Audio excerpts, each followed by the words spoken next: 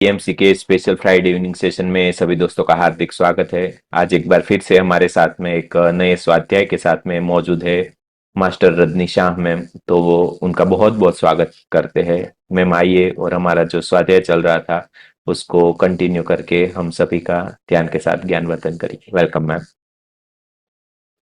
सभी को आत्मवंदन। आज का हमारा सत्र दो गुरुओं का परिचय देके हम करेंगे। लेकिन गुरुओं का परिचय देने से पहले मैं सबसे नम्र विनती करूंगी कि यदि आपने हमारा पहला वीडियो जो हमने मेरी आध्यात्मिक यात्रा का दिया था, यदि नहीं देखा है तो देख लीजिएगा। तब आप इस उद्देश्य को ज्यादा बेहतर तरीके से समझ पाएंगे कि हम क्यों एक ही मुलाकात में किसी से मिलते हैं और क्यों हमारा परिचय उनसे होता है और कैसे हम उनसे एक ही मुलाकात में ज्ञान ले पाते हैं और हमारे भीतर बदलाव आता है। तो आशा करूंगी कि आप वो वीडियो देखेंगे, तब आप इस उद्देश्य को समझ पाएंगे। उस वीडियो में हमने स्पष्टता से समझाया है कि यदि यहाँ आपको क्लैरिटी है, स्पष्टता है कि मेरा इस जन्म का उद्देश्य क्या है, मैं इतने सारे गुरुओं को क्यों मिलती हूँ, क्या प्रयोजन होता है इतनी मुलाकातों का। जब यहाँ पे स्पष्टि होती है तो आपको पता होता है कि इस मुलाकात से मुझे क्या सीखना है। तो आप सबसे नम्र विनती करूंगी कि उस वीडियो को देखें और समझें और बिल्कुल ना उलझें कि मुझे कौन सी साधना करनी है, क्या करना है। क्योंकि साधना आपको वही करनी है जो आपके गुरुओं ने आपको दी है और दिल से जो छू चुकी है। पर फिर भी हमारे जीवन में जब इतने गुरु आते हैं तो पहले ठहराव से, बैलेंस होके, मध्य में रह के आप स्वयं से पूछिए कि ये गुरुओं से मेरी जो मुलाकात हो रही है वह मुझे क्या सिखा रही है। और जब भी कोई आपका बुलावा हो किसी गुरु के पास जाने का, तो देखा देखी में ना जाए, कोई बोल रहा है इसलिए ना जाए। सिर्फ 1 मिनट शांत होके खुद को पूछिए, क्या ये मेरा बुलावा है? क्या मेरी आत्मा कह रही है मुझे यहाँ जाने के लिए? जब आपको अंदर से, भीतर से वो आवाज आए, तब भी आप उन गुरुओं से मिल पाएंगे और उनको मिलके उनसे जो ज्ञान लेना है वो आप ले पाएंगे। तो चलिए आज का हम सत्र शुरू करते हैं। आज का पहले गुरु का मैं परिचय दूंगी। मैं चाहूंगी कि स्लाइड के माध्यम से मैं आपको दिखाऊं और समझाऊं और उनसे आपका परिचय कराऊं। तो मैं विजय जी से विनती करूंगी कि वो स्लाइड शेयर करें।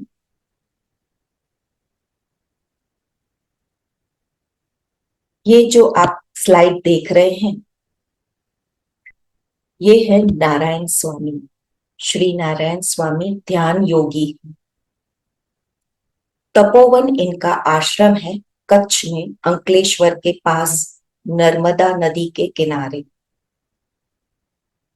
नारायण स्वामी से जब मेरी मुलाकात हुई, उससे पहले का थोड़ी घटना मैं आपको बताना चाहूंगी। शिवरात्रि 2023 की आने वाली थी। तब मेरी एक मित्र हिना जी ने मुझे रात को, शिवरात्रि के कुछ दिन पहले, एक लिंक भेजी कि एक गुरु का शक्तिपात है, अगर आप यहाँ पे जाना चाहते हैं तो आप बुकिंग करके, रजिस्ट्रेशन करके जा सकते हैं। और थोड़ी ही देर में उन्होंने दूसरी पोस्ट भेजी एक और गुरु की कि उनका भी उन्हीं दिनों में कुछ कार्यक्रम है। तो यहाँ कहने का आपको अर्थ ये है कि समझाना चाह रही हूं कि कैसे पहचाने कि ये मेरी आत्मा की पुकार है कि मुझे यहाँ जाना है। तो दोनों ही पोस्ट मैंने जब देखी, मुझे नारायण स्वामी जी का नाम भी नहीं पता था, उसमें इतना कुछ उल्लेख भी नहीं था, पर अंदर से आत्मिक आवाज आई कि मुझे यहाँ जाना है। दूसरी पोस्ट भी थी पर उस तरफ चित्त ही नहीं गया और मेरा ध्यान सिर्फ और सिर्फ इस लिंक पे गया कि मुझे यहाँ रजिस्ट्रेशन करना है और जाना है। तो मैंने तुरंत रजिस्ट्रेशन किया और अपनी बुकिंग करी। कुछ पता नहीं था कि मैं कहाँ जा रही हूँ, यानी कि किन गुरुओं को मिल रही हूँ। जाने की जगह पता थी पर किन गुरुओं को मिल रही हूँ ये पता नहीं था। आत्मिक पुकार थी।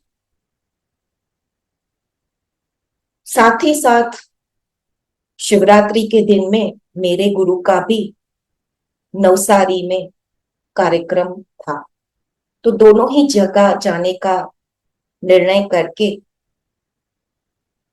मैंने अपनी व्यवस्था कर ली। 3 दिन तक मैं तपोवन आश्रम में रुकूंगी, ऐसा निर्णय करके मैंने बुकिंग करी। जब मैं उस आश्रम में पहुंची, बहुत कठिनाई से पहुंची क्योंकि रास्ता मुझे पता नहीं था और पहली बार जा रही थी, पूरी जानकारी भी नहीं थी। तो जैसे तैसे करके पहुंची, पर पहुंचते ही जो आनंद आया और जो कठिनाई से मैं रास्ता पार करके आई हूं वो सब भूल बैठी और वहां पे पहुंचते ही मन शांत हो गया। और इतनी अच्छी व्यवस्था, इतने अच्छे प्यारे लोग अच्छे से हमें मार्गदर्शन दे रहे थे। और वहां पे जाके फिर भी पता तो नहीं था कि गुरुजी का नाम क्या है। आश्चर्य होगा सबको कि ऐसा कैसे हो सकता है, पर यही सत्य है। और वहां पे जाने के बाद कार्यक्रम की विगत दी गई और शाम के समय गुरुजी से मिलने का समय आया और बाहर बैठक में गुरुजी बैठे और उन्होंने बैठ के संगत को आशीर्वाद दिया और साथ ही सभी संगत जो उन्हें पहले से जानती थी वो सब भावपूर्वक मिल रहे थे और मैं पूरी घटना देख रही थी कि कैसे उनके साधक उन्हें मिल रहे हैं भाव से। तब वहां पे बैठी एक महिला ने एक भजन गाया, हंसलो मोती चुगे रे, हंसलो मोती चुगे। ये गुजराती में उन्होंने एक भजन गाया जो हिंदी में है, हंस मोती चुग रहा है। इस भजन को पूरा सुनने के बाद गुरुजी ने इस भजन का अर्थ हमारे जीवन में कैसे उतारना है वो बताया। तो यहाँ पे जो हंस की फोटो आप देख रहे हैं, मैं जूम करके आपको दिखाना चाहूंगी। हंस मोती चुगता है। तो गुरुजी का कहना यह है कि हंस मोती चुगता है, तो वैसे ही आप सब साधकों को ज्ञान के मोती चुगने हैं। आप गुरुओं के ज्ञान को सुनते हैं, उनको समझते हैं तो उन्हें मोती की तरह चुग के पिरोइए अपने भीतर। जैसे जैसे आप स्वयं को हंस जैसा बनाएंगे तो आपकी स्पष्टता बढ़ती है और आप हर गुरुओं में ज्ञान का मोती चुगने की कला सीख जाते हैं।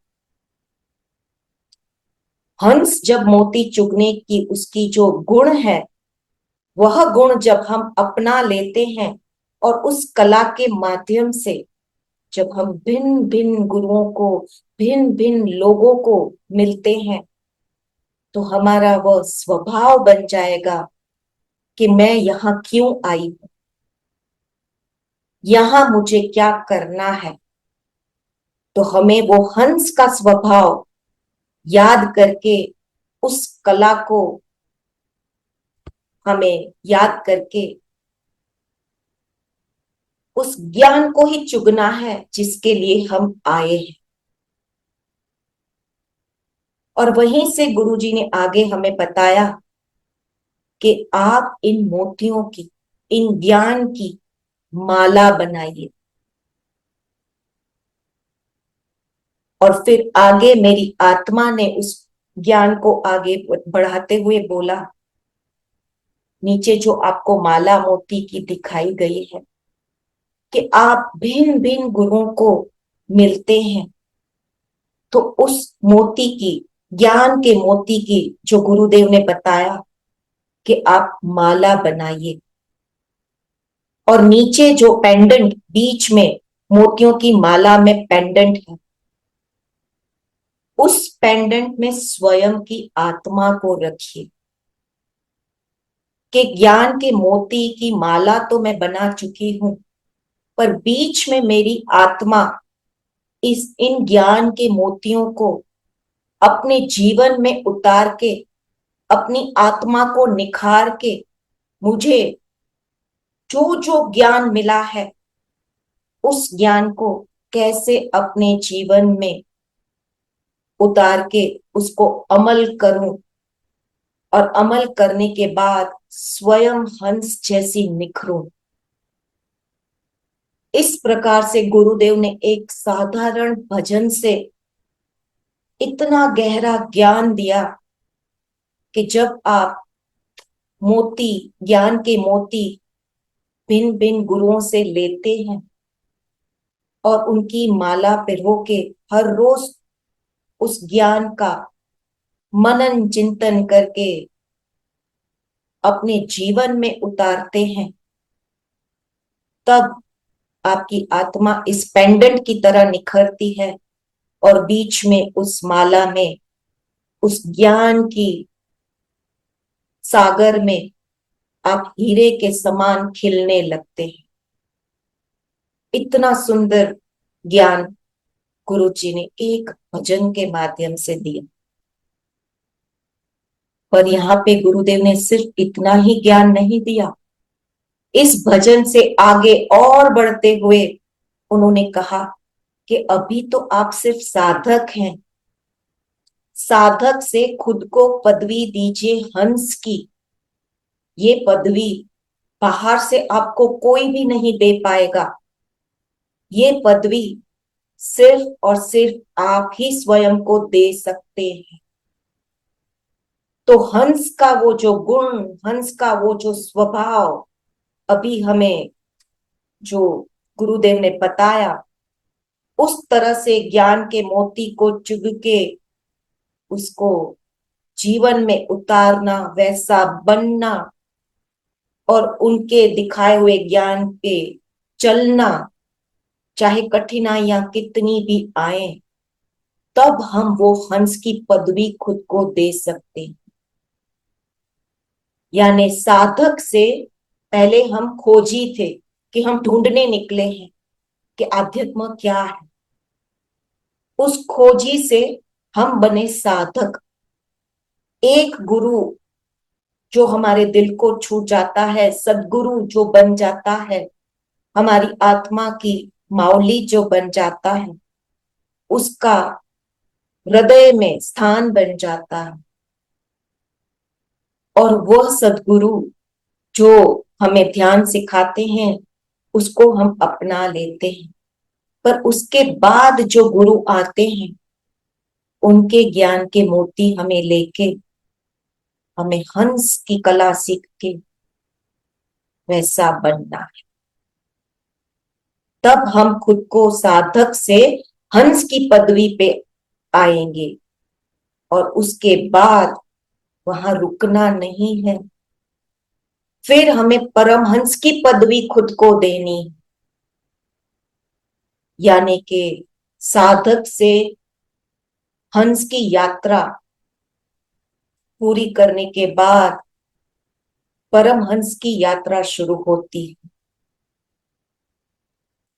परमहंस यानी आपने अब जो हंस बन चुके हो, ज्ञान को जीवन में उतार चुके हो, एक एक ज्ञान के मोती को अपने जीवन में अमल करके उस पंथ पे चल चुके हो, तब आपको अनुभूति हो चुकी है उस ज्ञान की, उस पंथ पे चल के अनुभव करके क्या होता है, सब आपको अनुभव हो चुका।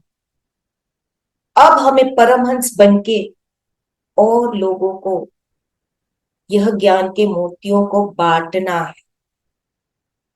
तब आप परमहंस की पदवी खुद को दे पाएंगे, क्योंकि सिर्फ ज्ञान लेके अपने जीवन में उतार के रुकना नहीं है। हर उस गुरु के ज्ञान के मोतियों को औरों तक पहुंचाना हमारी जिम्मेदारी है। तब हम एक भाव से सभी आत्माओं को अपना के उन ज्ञान को जब हम बांटते हैं तब हम परमहंस बनते हैं, जहां पे कोई भेदभाव नहीं है। मेरे गुरु, तेरे गुरु, ये गुरु, वो गुरु, कोई कोई अंतर नहीं रहता। तब आप एक हो जाते हो गुरु तत्व से। गुरु तत्व यानी सभी गुरुओं की चेतना, सभी गुरुओं का ज्ञान। जब इस प्रकार हम परमहंस की पदवी पे पहुंचते पहुंचते एक हो जाते हैं, तब हम कहलाते हैं स्वयं के लिए परमहंस।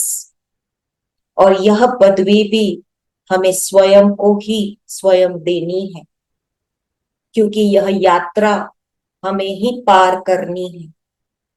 कहने में शब्द आसान लगते हैं, पर यह यात्रा लंबी और कठिन होती है, क्योंकि अभी तक तो हम अच्छे साधक भी नहीं बन पाए हैं। तो कहाँ अभी हम हंस की पदवी खुद को दें और हंस से परमहंस तक पहुंचे। इतनी लंबी यात्रा हमें करनी है। तो इस यात्रा में गुरुदेव ने सिखाया कि आपको पल पल खुद को याद कराना है कि मैंने जो मोती ज्ञान के चुके हैं, क्या मैं हर रोज अपने जीवन में अमल कर रही हूं? क्या हम ज्ञान लेके जीवन में उतार पा रहे हैं? ये अपनी पल पल आती जाती सांसों के साथ स्वयं को प्रश्न पूछना। जब हम ऐसा प्रश्न पूछते जाते हैं, तब वो गहराई में उतरता है और हमारे भीतर की चेतना जागती है और हमें वो प्रेरित करती है कि मैंने सिर्फ ज्ञान लेके बैठना नहीं है, बड़ी बड़ी बातें करनी नहीं है, मुझे ये जीवन में अमल करना है। क्या मैं अमल कर रही हूं? हर पल हम गिरेंगे, हर पल हम इस माया में भूल जाएंगे, बहक जाएंगे, फिसल जाएंगे, पर फिर भी हमें पल पल याद कराना है खुद को। गिर के उठना है, फिसल के संभलना है। इसीलिए हमें इतने सारे गुरु मिल रहे हैं कि वो हमें याद दिलाएं कि रुको मत, आलसी मत बनो, उठो, जागो और अपने भीतर काम करो। यात्रा लंबी है और इस लंबी यात्रा में तुम्हें थक के हारना नहीं है, छोड़ना नहीं है। ये अमूल्य जन्म मिला है तुम्हें, इस जन्म को साधो, इस जन्म को सफल करो। चूको मत ये मौका, जब तुम्हें मिला है इतने गुरुओं का संग। छोड़ो मत इन गुरुओं का साथ, ले लो इन गुरुओं का ज्ञान, उतार लो अपने जीवन में और चलते रहो, चलते रहो, चलते रहो। एक एक कदम चलोगे तो दूसरा कदम दिखेगा। ऐसी ऐसी संगत मिलेगी जो तुम्हें गिरते गिरते थाम लेगी, बचा लेगी, उठा लेगी। इसीलिए हम ये संगत करते हैं, सज्जन सांगत्य करते हैं, ताकि यदि मैं थक चुकी हूं, भूल चुकी हूं, तो यही संगत हमें प्रेरणा देती है, प्रोत्साहन देती है, याद दिलाती है मेरे इस जन्म के उद्देश्य को। अमूल्य जन्म मनुष्य योनि में मिला है और उस पर भी इतने गुरुओं का संग मिला है। तो छोड़ो ये भेदभाव, छोड़ो ये तर्क वितर्क, छोड़ो ये अहंकार और इन गुरुओं का ज्ञान लेते लेते अपने जीवन में उतारें। इस प्रकार गुरुदेव का ज्ञान दिल को छू गया और वो एक मुलाकात गुरुदेव की जगा गई मेरे भीतर से कुछ। इतने छोटे से भजन से अगर इतना गहरा ज्ञान गुरुदेव ने दिया, तो आप सोचिए कि गुरु हमारे जीवन में जब आते हैं और हम ईमानदारी से, सहज भाव से, प्रेम भाव से गुरुओं को स्वीकारते हैं, तो गुरु के सूक्ष्म ज्ञान को हम ले पाते हैं। अब हम आगे की स्लाइड देखेंगे।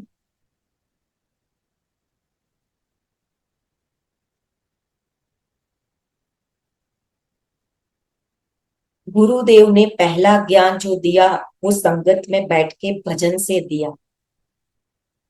अब ये जो दूसरी बार जो मुझे ज्ञान मिला, जो मेरे दिल को छू गया, जब 3 दिन आश्रम में मैं रुकी, अलग अलग वाइब्रेशंस मैंने महसूस किए। गुरुदेव ने वहां पे शिवलिंग का मंदिर बनाया है। तो वो जो शिवलिंग उन्होंने चुना, अमरकंटक तक जाके कहां कहां भटक भटक के उन्होंने वो शिवलिंग ढूंढा। जब वो शिवलिंग पहली बार देखा तो कीचड़ से लथपथ था, भीतर का पूरा लिंग भी नहीं दिख रहा। पर गुरुदेव की चेतना ने, उनकी आत्मा की पुकार ने तुरंत उन्हें बोला कि यही है वो शिवलिंग जो उन्हें स्थापित करना। और वो शिवलिंग उन्होंने स्थापित किया और उसके गर्भ में नीचे 108 छोटे छोटे शिवलिंग स्थापित करके वहां पे ऊपर वो शिवलिंग रखा। तो हम साधारण लोग नहीं समझ पाते हैं कि वाइब्रेशंस क्या होते हैं। और मंदिरों में जब शिवलिंग होता है या समाधि मंदिर होते हैं या कोई ऐसी मूर्तियां होती हैं, तो उसमें हम वाइब्रेशन नहीं समझ पाते हैं और हम भटक जाते हैं और मूर्ति पूजा सिर्फ मैकेनिकली, सिर्फ बाहर से करते हैं। पर जब हम चेतना समझने लगते हैं, वो स्पंदन समझने लगते हैं, तब हमें उस चेतना से जो मिलता है ज्ञान, वह अद्भुत होता है। और ऐसे पहुंचे हुए गुरु जब ऐसी समाधि बना के जाते हैं या मंदिर बना के जाते हैं या आश्रम का निर्माण करते हैं, तो वहां पे वो अपने ज्ञान की चेतना विसर्जित करते रहते हैं, ताकि हर आत्मा जो वहां पे आएगी उन्हें वो चेतना मिले। चाहे फिर वो गुरु शरीर में हो ना हो, पर उनका ज्ञान और उनकी चेतना हमें अलग अलग रूपों में मिलने लगती है। इसीलिए हम जब आश्रम में जाते हैं तो हमें शांति महसूस होती है, मंदिर में जाते हैं तो आनंद आता है। तो जब हम वो संवेदनाएं समझने लगते हैं, तब हमें उन गुरुओं का ज्ञान समझ में आता है। पर वैसी क्लैरिटी और वैसी परख हमें खुद में निर्माण करनी है। तो उन 3 दिनों में मैंने जो पूरे आश्रम की चेतना का अनुभव किया, और जब जाने का दिन आया, उस दिन जाने से पहले अंदर से पुकार आई कि एक बार गुरुदेव को मिलके जाऊं। और इन 3 दिनों में बहुत मुझे उनका सानिध्य मिला। उनके हर सत्संग को, उनकी ऑरा को, उनकी वाइब्रेशंस को मैं अनुभव कर पाई। पर आखिरी दिन में जो वो पुकार हुई, तो मैं दौड़ के भाग के उनकी कुटीर के पास पहुंची और बाहर बैठी सेविका से मैंने पूछा, क्या मैं अंदर जा सकती हूँ? तो उन्होंने तुरंत मुस्कुराते हुए कहा, हाँ बिल्कुल। मुझे बहुत खुशी हुई ये सुन के जब उन्होंने मुझे जाने की इजाजत दी, क्योंकि मुझे पता नहीं था कि गुरुदेव मिलेंगे कि नहीं मिलेंगे। और जब मैं अंदर गई तो उन्होंने जो प्रेम से मुझे बुलाया और अपने पास बिठाया, मैं उनके चरणों में बैठी और उन्होंने अपनी बेटी की तरह मेरे सर पे हाथ रखा और कहा, बेटा हृदय चक्र खोल ले, इतना तेरा हृदय चक्र खोल कि ईश्वर तेरे पास आएंगे और तुझे पूछेंगे कि क्या हुक्म है।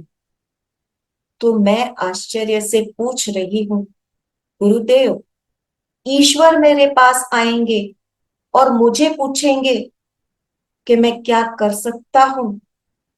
ऐसा कैसे हो सकता है? तो गुरुदेव ने कहा, बेटा सिर्फ हृदय चक्र खोल और फिर तू देख कैसे ईश्वर दौड़े दौड़े तेरे पास आते। तो यहां देखिए, गुरु अपने स्तर पे बात करते हैं, क्योंकि उनकी चेतना और उनकी दूरदृष्टि हमसे कई कई कई गुना अधिक होती है। पर हम उस समय उस ज्ञान को समझ नहीं पाते हैं। तो गुरुदेव ने जो हृदय चक्र खोलने की बात की, समझ तो मैं नहीं पाई इतना कि हृदय चक्र कैसे खोलूं और ऐसा क्या खोलना होता है कि हृदय चक्र खुले और ईश्वर मेरे पास आए। तो थोड़ा सा समझ, बहुत अंधेरा छा गया था, समझ इतनी नहीं हो रही थी, क्योंकि गुरुदेव ने कहा है तो होगा ही।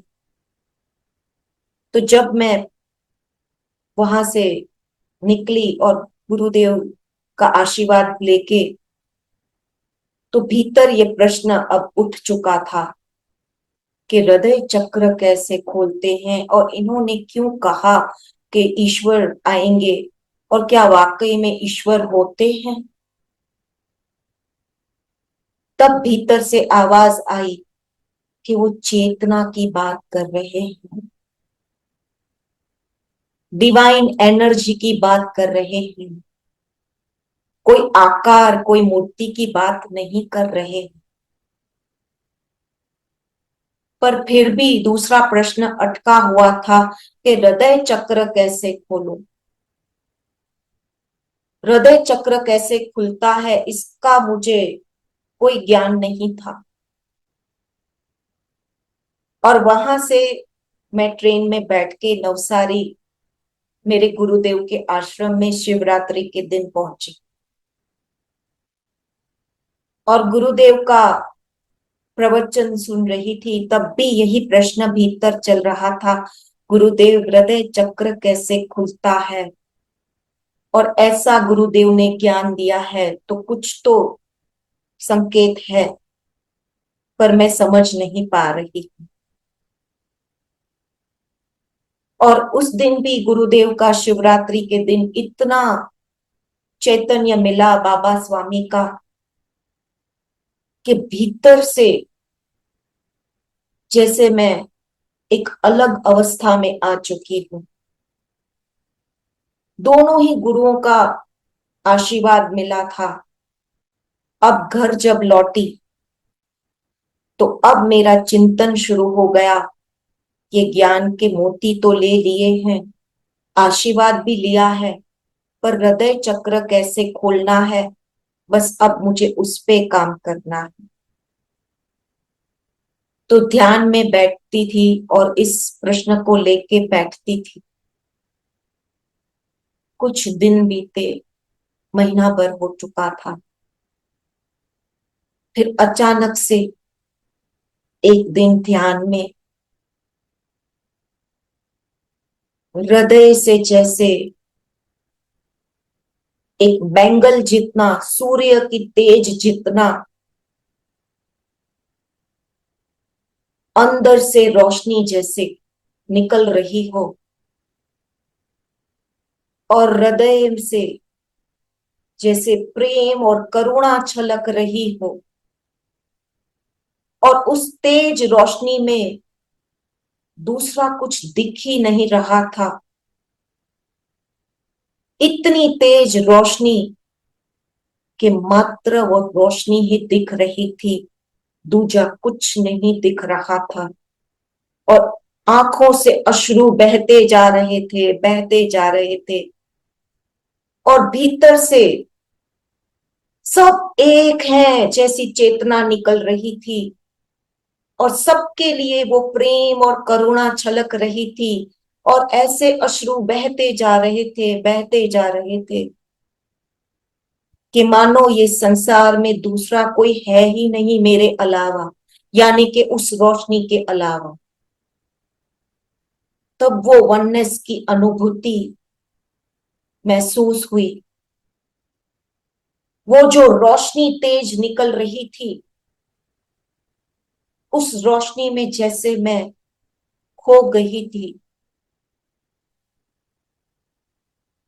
तब वो अनुभूति हुई।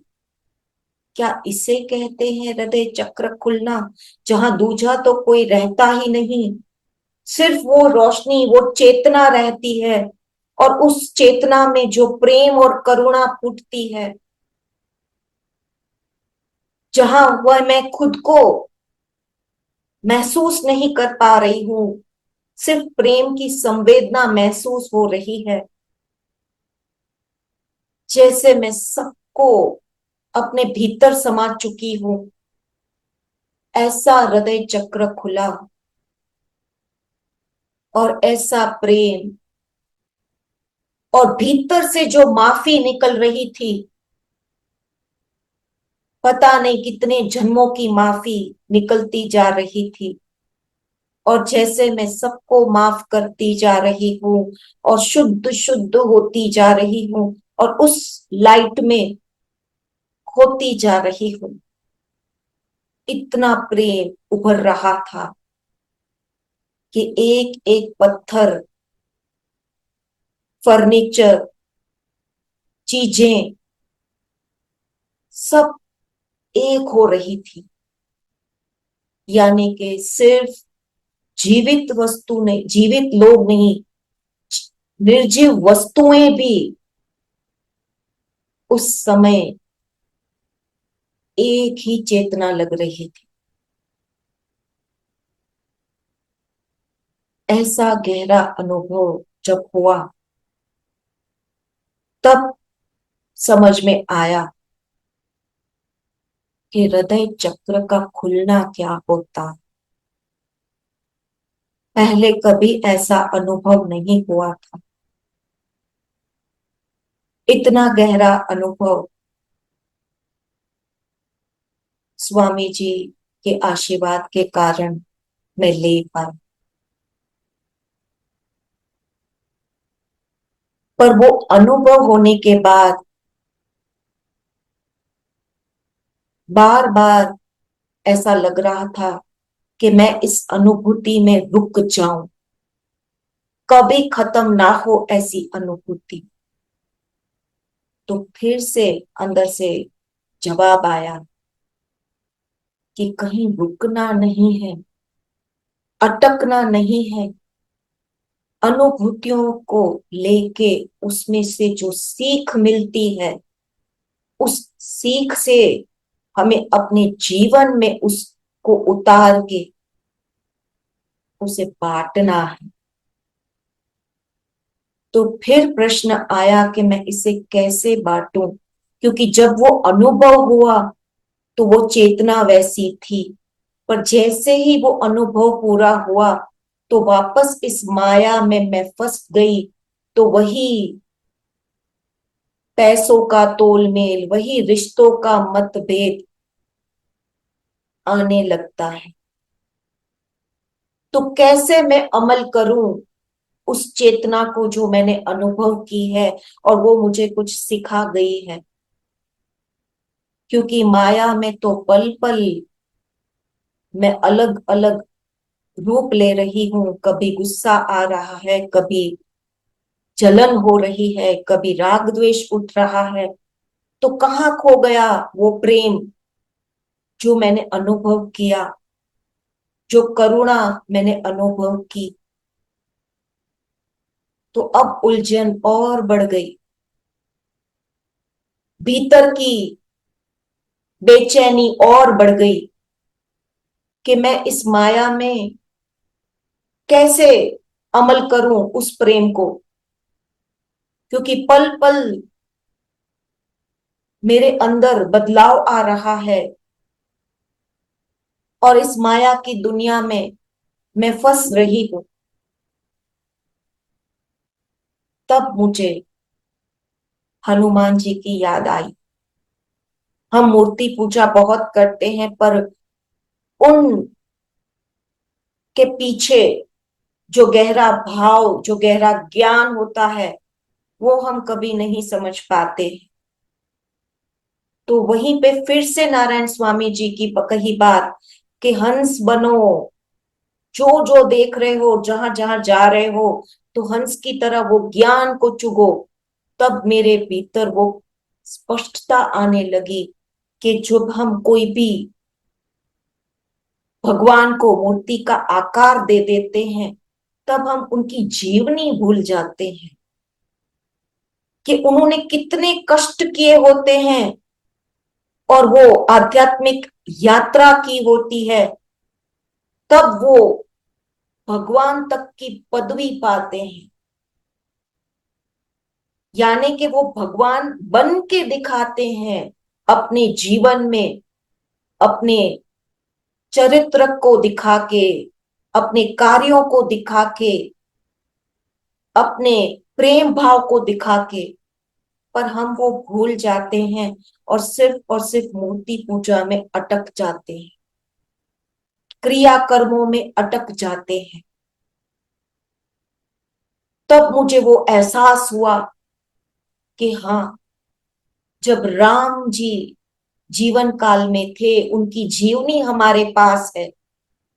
जब हम पढ़ते हैं कि कैसे उन्होंने 14 साल वनवास लिया और पूरी उनकी यात्रा में कितनी कठिनाइयां झेल झेल के फिर भी अपने सच्चे रास्ते पे चल के ईश्वर तुल्य बन के दिखाया, तब हम उन्हें भगवान मानने लगे।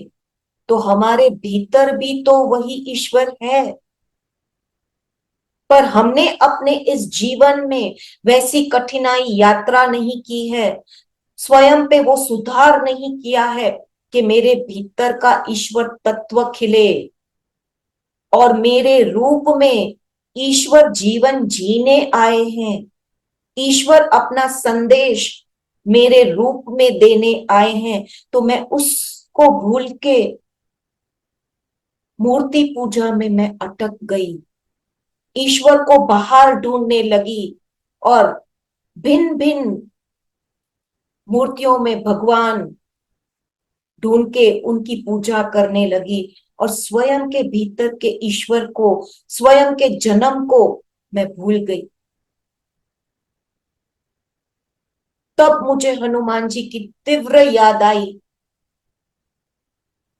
और मैंने उनसे पुकार मांगी कि जैसे आप छाती चीर के दिखाते हैं कि मेरे भीतर राम बसे हैं, मेरे रोम रोम में राम है, तो मुझ में भी वो शक्ति दीजिए कि जैसे मैंने वो अनुभव किया हृदय चक्र का खुलना, तो मैं भी वो छाती चीर के दिखा पाऊं कि वननेस क्या है, प्रेम क्या है, करुणा क्या है, जो मैंने वो अनुभव किया।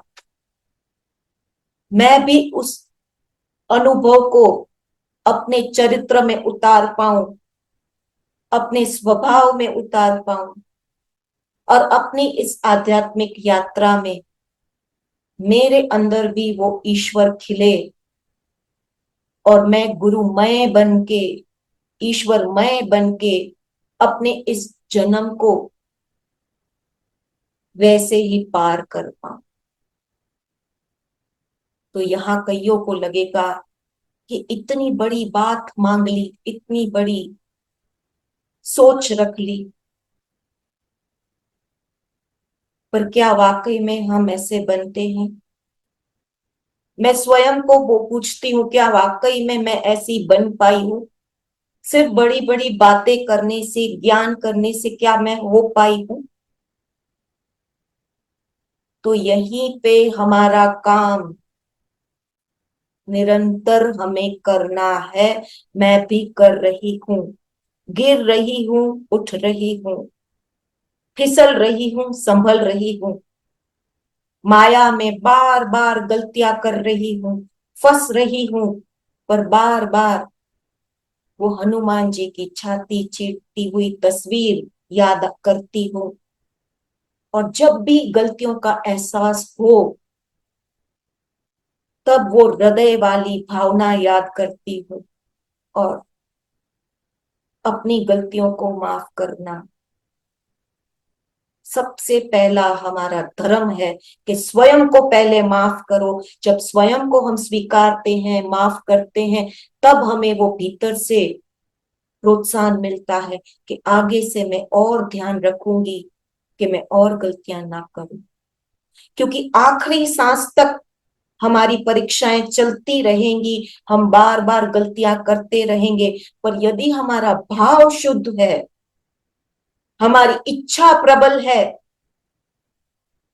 कि मुझे अपने इस जन्म को पार करना है, इतने सारे गुरु मेरे जीवन में आए हैं और इतने सारे भगवान की मूर्तियों ने मुझे संकेत दिया है कि मेरे ईश्वर तत्व को जैसे मैंने जगाया है वैसे तुम भी जगाओ, तो वो याद मुझे दिलाता है कि मुझे आखिरी सांस तक खुद को उस लक्ष्य तक पहुंचाने का प्रयास करना। पता नहीं कब वो क्षण आएगा कि जब हम ईश्वर तुल्य बन पाएंगे, अपने गुरु जैसे बन पाएंगे। और वो कोई अलग नहीं है, हमारे भीतर भी वही तत्व है, वही ऊर्जा है। बस हमने उनकी मेहनत, उनके कष्ट नहीं देखे हैं। जब हम कोई जीवनी पढ़ते हैं, कोई भगवान की या कोई गुरु की, तो आप और मैं सिर्फ ऊपर ऊपर से ना पढ़ें, भीतर उतरे कि कितना कष्ट उन्होंने उठाया है, कितना खुद को सुधारा है। तो हमें भी वैसे करना है, तब हम उन गुरु जैसे और उन ईश्वर जैसे 1% भी अगर बन जाएं, तो अपने जीवन को हम सफल कर पाएंगे। तो ये उनकी दूसरी गहरी सीख मुझे मिली, हृदय चक्र खोलने की, सबको एक मानने की, प्रेम करने की। और यहाँ पे जो नारायण स्वामी जी का फोटो है गुरु माँ के साथ, तो ये संकेत देते हैं कि इस काल में भी गृहस्थ गुरु संसार में रहते हुए, परिवार के साथ रहते हुए, अगर वो आध्यात्मिक उन्नति कर पाते हैं तो हम भी कर पाएंगे। संसार माया का जाल है, लेकिन उस संसार में हमें खुद को खिलाना है, खुद पे काम करना है, संसार में निर्माण लाना है। और संसार में रह के हमें अपने जन्म को पार करना है, संसार को त्याग नहीं करना। और गुरुदेव जब ध्यान उनका सिखाते हैं तो उनका ध्यान है स्पंदन ध्यान, यानी कि अपने वाइब्रेशंस को गहराई में उतर के पहचानो और उन स्पंदनों को पहचान के स्वयं के भीतर काम करो। एक एक कोशिका तक स्पंदन कैसे पहुंचता है, कैसे स्वयं में परिवर्तन आता है, गुरुदेव स्पंदन ध्यान से वो सिखाते हैं कि स्वयं अनुभव करो। गुरुदेव की दूसरी शिविर, ध्यान की दूसरा लेवल मौन का होता है, जहां पे गुरुदेव 11-11 दिन मौन में ले जाते हैं। और उन स्पंदनों के ज्ञान के बाद जब आप मौन में उतरते हैं, तो कितना भीतर अनुभव हो रहा है, कितना भीतर काम हो रहा है, ये हमें पता चलता है कि आपके हृदय तक वो ज्ञान स्पर्श होता है, खुलता है। जब गुरुदेव का ऐसा मौन का ध्यान होता है, तब गुरुदेव हृदय की गहराई में ले जाते हैं और उस मौन में स्वयं से पहचान करवाते हैं, अपनी आत्मा से पहचान करवाते हैं।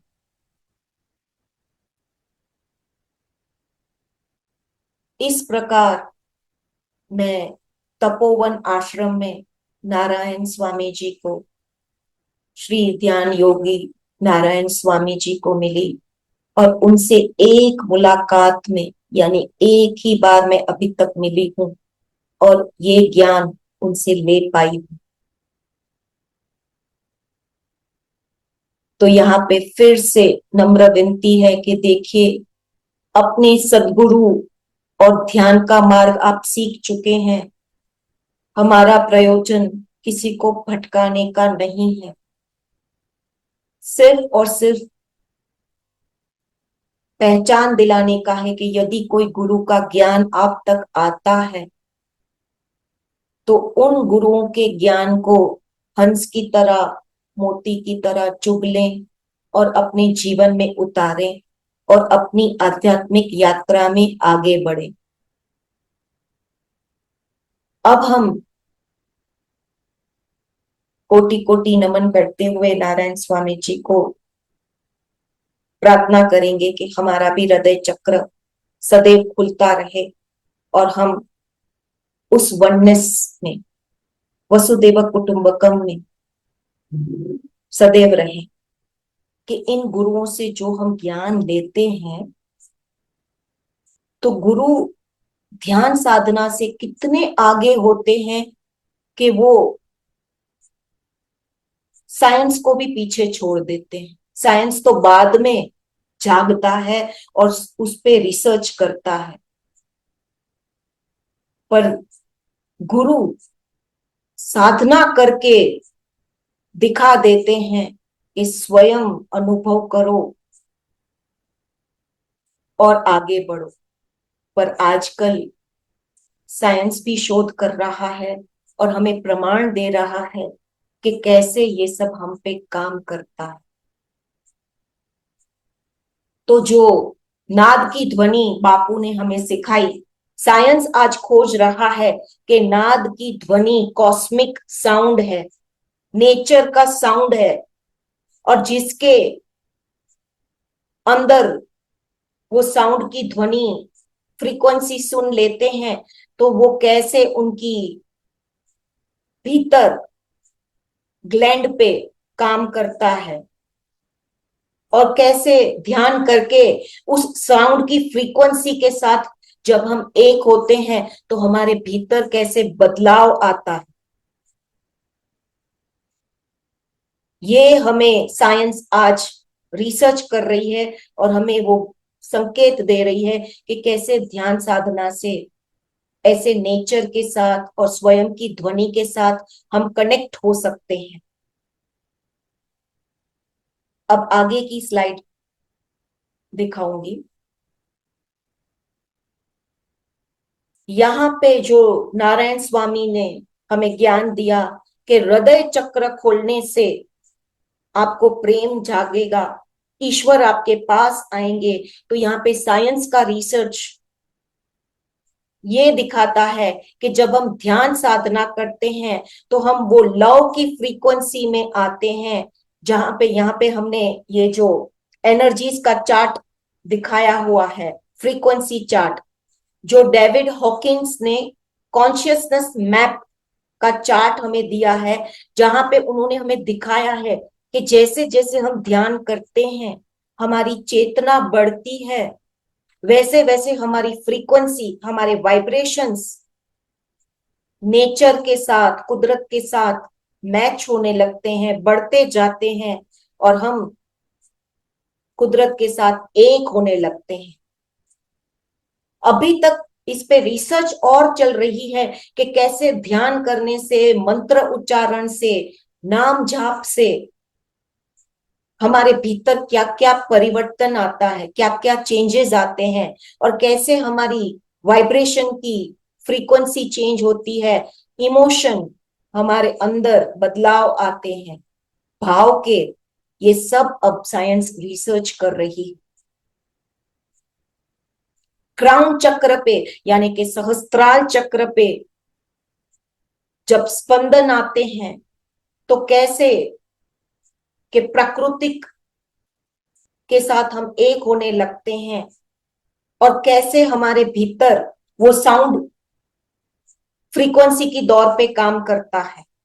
तो यहाँ पे देखिए हमने दिखाया कि साइंस कैसे हमारे ब्रेन पे ऐसे वायर्स लगाती हैं और कैसे हमारे ब्रेन वेव्स को वो रीड करते हैं और लेवल हमारी उनको महसूस होती है। यहाँ पे बीच में देखिए, जूम करते हैं, आपको दिखाई देगा कि कैसे ब्रेन पे वायर सब लगा के हमें प्रमाण मिलता है कि मंत्र जाप से, नाम जाप से, ध्यान से, संवेदनाओं से कैसे ध्यान करते करते हमारे भीतर बदलाव आता है, वाइब्रेशंस का, फ्रीक्वेंसी का। वो सब अब साइंस रिसर्च करके बता रही। तो यहाँ पे हम इसलिए ये प्रमाण दे रहे हैं कि हमारे गुरु जो हमें इतना ज्ञान देते हैं अपने अनुभव के माध्यम से, वो आज साइंस प्रमाण देके रिसर्च करके हमें दिखाती है कि कैसे ध्यान साधना से हमें ये बदलाव आता है और हम आगे बढ़ पाते हैं।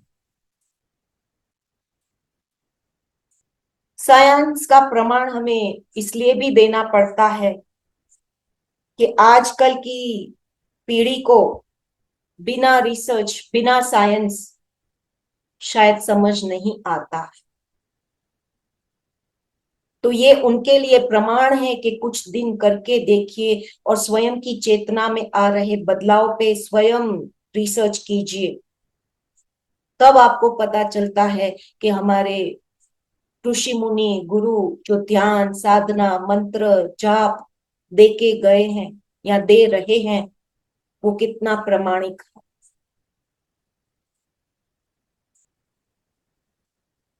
यहीं पे हमारे स्लाइड पूरी होती।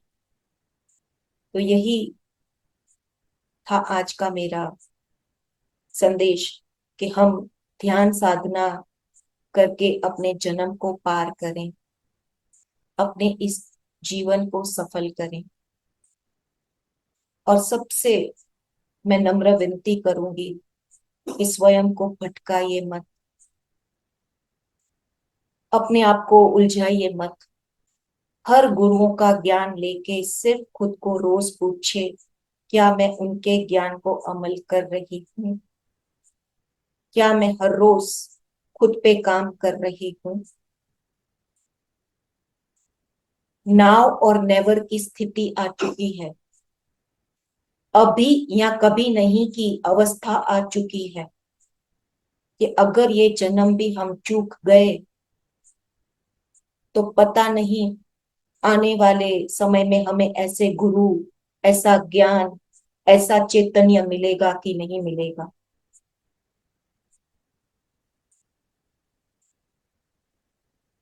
तो आशा करती हूँ कि आप और मैं, हम अपनी यात्रा में आगे बढ़े और अपने इस जन्म को सफल कर जाएं।